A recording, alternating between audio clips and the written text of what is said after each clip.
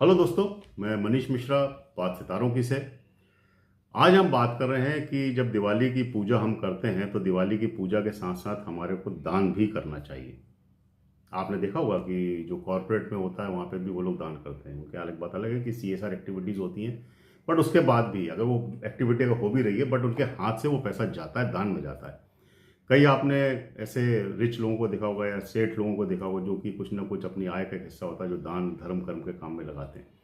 ये लगाने से उसमें उनका जो बोलते हैं ना कि एक उनका ऑरा है वो भी बढ़ता है, उनके बिजनेस के अंदर भी एक प्रॉस्पेरिटी आती है, उनके यहाँ पे एक अच्छा, क्योंकि लक्ष्मी जो है वो चलायमान रहना चाहिए। लक्ष्मी अगर चलायमान रहेंगी या अगर आप उसको खर्च करोगे, अच्छे कामों में खर्च करेंगे, तो जितना आप समाज को दोगे उससे ज़्यादा समाज या ये धरती है वो आपको लौटाती है।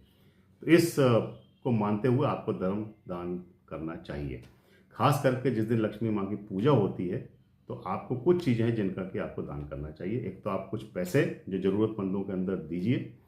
मीठी चीज़ें, खास करके मिठाइयाँ हैं, बताशे हैं, इसका आप दान करिए। वो एक अच्छा सोर्स होता है जिससे कि लोगों के अंदर एक खुशी भी आती है।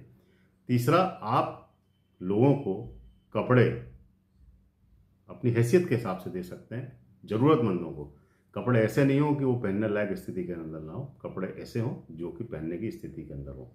अगर आप ये सब चीज़ें करते हैं तो इससे जो दान आप कर रहे हैं इससे आपको एक अच्छा लोगों का जो बोलना चाहिए ना आशीर्वाद भी मिलता है, और इससे आपकी भी प्रॉस्पेरिटी जो है वो बढ़ती है, आपका भी जो हो रहा है वो क्लीन होता है। दूसरा, आपके अंदर भी एक भावना आती है कि भाई अगर मैं कुछ कमा रहा हूँ, खा रहा हूँ, तो मेरे को भी एक कुछ चीज़ें हैं या कुछ पैसा है जो अपने अपनी हैसियत के हिसाब से समाज को लौटाना चाहिए। करिए इससे, वो मैं ऐसा मानता हूँ कि अगर आप ऐसा करेंगे तो इससे आपको काफ़ी अच्छे और पॉजिटिव रिजल्ट्स मिलेंगे। Thank you very much.